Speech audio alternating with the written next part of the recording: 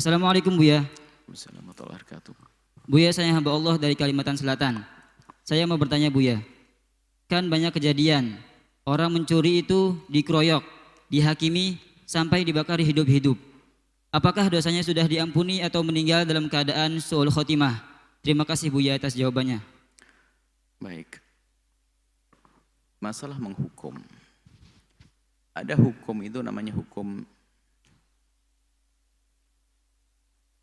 yang bisa ditegakkan langsung, ada hukum, ada tiga ya. Hukum farad. Hukum yang bisa ditegakkan oleh individu, orang per orang. Maka hendaknya kita fokus kepada hukum ini. Salat, zakat, puasa dan yang lainnya.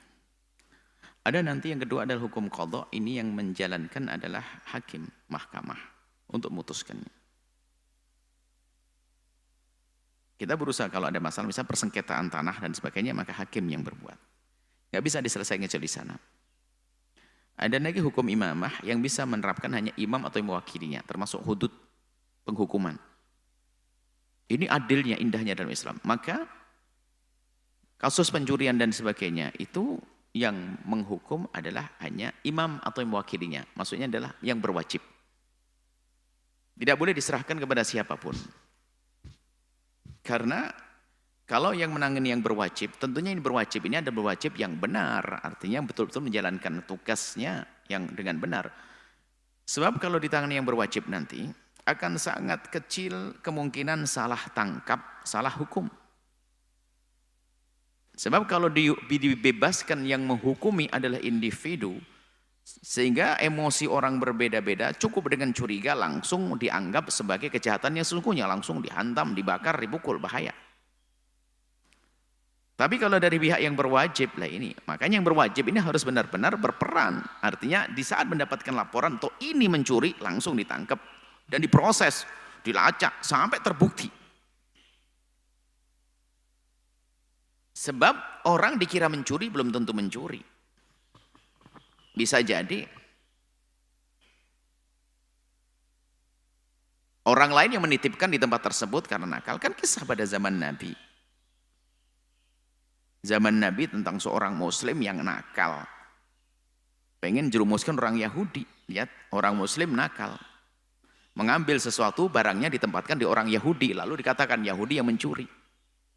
Coba. Barangnya di tempat Yahudi. Otomatis orang Yahudi kan mau dihantam di situ, tapi keadilan Islam enggak begitu. Dilihat tanda-tandanya seperti apa, terbukti rupanya Yahudi tidak mengambil, Muslim yang mengambil diletakkan di situ. Dihukum orang Muslimnya. Coba, itu adil Islam. Bukan mentang-mentang Yahudi langsung harus dihukum, enggak. Jadi siapa yang sesungguhnya? Jadi hal yang semacam ini mungkin saja terjadi. Bukan mencuri tapi telah dijebak agar dianggap sebagai pencuri lalu dihukum. Bisa jadi semacam itu. Makanya hukuman-hukuman hudud, haddus sariqati, haddul qatl, haddul zina dan sebagainya, itu hukum-hukum itu yang menegakkan adalah pemerintah. Kita mengusulkan. Kita menangkap orang tersebut, kita serahkan yang berwajib biar diurusi. Maka kami himbau dari yang berwajib, pemerintah pun harus serius dong menjalankan tugasnya. Jangan seenak ibadahnya, harus serius semuanya. Baik. Jadi jangan tidak dibebaskan siapapun.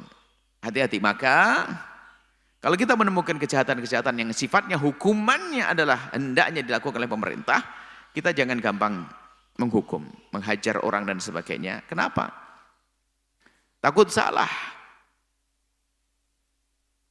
Dan banyak kan berita salah itu. Hanya karena kebetulan bajunya sama, mirip-mirip, tato-nya ditangkap dia, tidak ngerti apa-apa, terlanjur dihajar dan sebagainya. Kan dosa gede ini. Hati-hati. Jangan main hakim sendiri. Ini himbauan. Syariat Islam itu adil. Yang pertama. Mungkin ada yang berkata, waduh kami sudah bosan karena keadilan nggak ditegakkan, semua kejahatan terus. Nah, kalau itu kasusnya tetap prosesnya harus jangan buru-buru. Pokoknya khawatir deh. Pokoknya ini hukum pemerintah, hukum imamah, hendaknya kita serahkan. Tetap bahaya. Sehingga semuanya bisa membuat hukuman masing-masing. Makanya hukum rimba nanti. Setiap tidak cocok dihukum, kesalahan dihukum sendiri. Sementara ini hukum imamah. Kami himbau ini adalah harus diperhatikan. Hormati adalah pemerintah yang ingin menegakkan hukum. Baru kalau ternyata pemerintah tidak menegakkan hukum, bukan kita membuat hukum sendiri, kita memprotes, kita mengkritik, kita memberikan masukan pemerintah agar menegakkan hukum tersebut. Terserah caranya bagaimana, jika diizinkan demo dan seterusnya. Artinya memang kalau demo termasuk bagian cara untuk menyampaikan aspirasi rakyat atau keinginan rakyat, ya sah-sah saja. Tentunya dengan yang cantik, yang baik, punya tujuan, bukan sedikit-sedikit demo asal-asalan. Enggak, ada maksud seperti itu misalnya. Jadi bukan dihukumi sendiri, bukan dihakimi sendiri. Cuman kami ingatkan kepada pemerintah. Maka di saat keterlambatan pemerintah di dalam menangani kasus-kasus kejahatan semacam ini yang memicu orang untuk menghakimi sendiri. Karena sudah bosan barangkali seperti itu. Mungkin bisa semacam itu di sebuah tempat, kan tidak semuanya. Banyak kepolisian itu yang cakep, cepat juga ada. Memang ada yang lelet juga, kan begitu. Artinya semuanya harus tanggap dalam hal ini. Baik, sampai di sini. Kemudian masalah orang yang dihukum, ini pertanyaannya. Kita sengaja kasih muqaddimah agar seimbang, agar lebih sempurna. Siapapun yang dihukum di dunia sesuai dengan aturannya, apalagi lebih, maka sesungguhnya dia tidak akan lagi dihukum di akhirat. Subhanallah. Seorang mencuri dia. Pencuri kan dipotong tangannya kalau sudah terbukti benar. Dibakar dia. Bukan sekedar dipotong tangannya, dibakar, dihukum lebih. Maka ketahuilah dia tidak akan lagi dihukum oleh Allah di akhirat. Pantang Allah menghukum 2 kali. Bukan mati sangit, bukan mati su'ul khotimah, enggak. Asal dia ahli iman. Dia dihukum seperti itu. Termasuk orang yang dihukum rajam saat berzina. Ada pada zaman Nabi orang dihukum rajam karena berzina. Sahabat Nabi tertawa, ada yang menertawa ngejek. Mati dalam keadaan dirajam karena zina. Nabi marah. Nabi berkata, kalau seandainya ditimbang kebaikan tobatnya orang ini dengan amalnya ahli Madinah, niscaya lebih unggul ini. Tobat. Maka kalau sudah dihukum di dunia, itu kalau memang sesuai dengan syariat, maka hapus dosa akhiratnya. Nggak ada lagi. Kalau kurang, misalnya kan harus potong tangan, kan begitu. Karena mencuri misalnya, hanya di penjara, ya dikurangi dong dosanya. Karena sudah di penjara, dikurangi. Allah pantang menghukum 2 kali, seperti itu. Yang sudah dibakar seperti itu, ahli iman, ahli Allah, dihapus dosanya. Maksudnya dosa tersebut diampuni oleh Allah Subhanahu Wa Taala. Karena apa?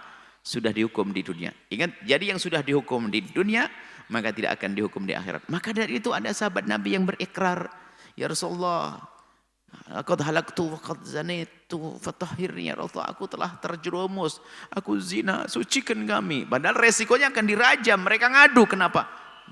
Beliau tahu bahwasanya siksa akhirat lebih pedih. Enggak apa-apa aku dihukum di dunia. Kadang orang seperti itu minta dihukum di dunia, tidak mau di akhirat. Kenapa? Kalau sudah dihukum di dunia, tidak akan lagi ada hukuman nanti di akhirat, seperti itu. Jadi mohon yuk kita bijak semuanya. Bijak.